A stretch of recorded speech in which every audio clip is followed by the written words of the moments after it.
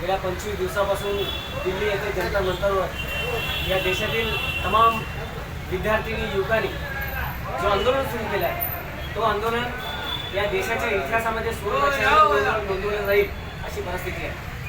त्या लेकरांची अपेक्षा का की त्या लेकरांचा जो नीटचा पेपर आहे तो कुठला आहे, त्यांची जे स्वप्न आहे ते स्वप्न धुळीस मिळालं आहे. त्यांच्या स्वप्नाला त्या ठिकाणी तो स्वप्न पूर्ण करण्यासाठी जो नीटचा पेपर फोडणारे जे भ्रष्ट अधिकारी आहेत आणि या देशाचा जो शिक्षण मंत्री आहे ते धर्मेंद्र प्रधान यांचा राजीनामा घ्या ही मागणी त्यांची आहे. परंतु गेले 25 दिवस झाले तर देशाचे प्रधानमंत्री नरेंद्र मोदी ना खाऊंगा ना खाने दूंगा म्हणणारे आज देशामध्ये भ्रष्टाचाराचा बरबट आज होताना दिसतोय. भ्रष्टाचाराचा महापूर आला की अशी परिस्थिती आहे. तर देशाचे प्रधानमंत्री नरेंद्र मोदी यांनी तात्काळ त्या जे विद्यार्थी त्या ठिकाणी बसले त्या विद्यार्थ्यांना बोलवून त्या ठिकाणी त्यांचं म्हणणं ऐकून घेतलं पाहिजे होतं. परंतु आज सुद्धा त्यांना वेळ मिळालेला नाही. एक या ठिकाणी देशाचे प्रधानमंत्री व देशाचे गृहमंत्री यांचा मी जाहीर या ठिकाणी निषेध व्यक्त करतो.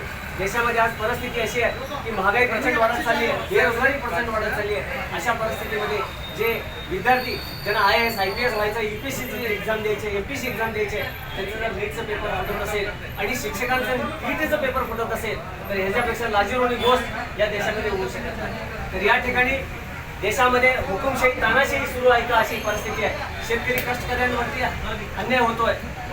आपल्याला आठवत असेल गेले 3-4 वर्षा अगोदर देशातील शेतकऱ्यांच्या विरोधात जे काळे कायदे बनवले होते ते शेतकरी देशामध्ये उठाव करून त्या ठिकाणी काळे कायदे रद्द करा संदर्भात आंदोलन केले. 750 पेक्षा जास्त शेतकऱ्यांनी त्या ठिकाणी आत्महत्या केल्या आणि त्यांच्या हत्या झाल्या.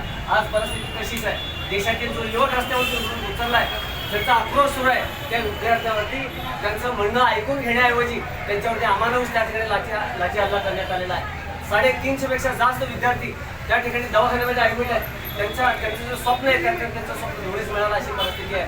देशाचे प्रधानमंत्री तुम्ही तानाशाही हुकुमशाहीसारखं वागू नका.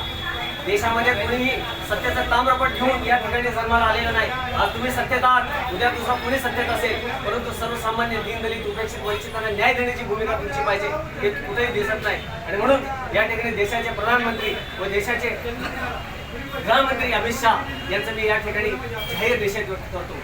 मला जाता जाता एक सांगायचं आहे की एक शेर मला आठवतं की लश्कर भी तुम्हारा है, सरदार भी तुम्हारा है.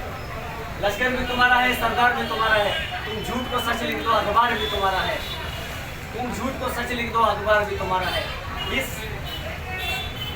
इस फरियादी जाए तो कहाँ जाए, ये फरियादी इस जमाने के फरियादी जाए तो कहाँ जाए. अदालत भी तुम्हारा है, हुकूमत भी तुम्हारा है.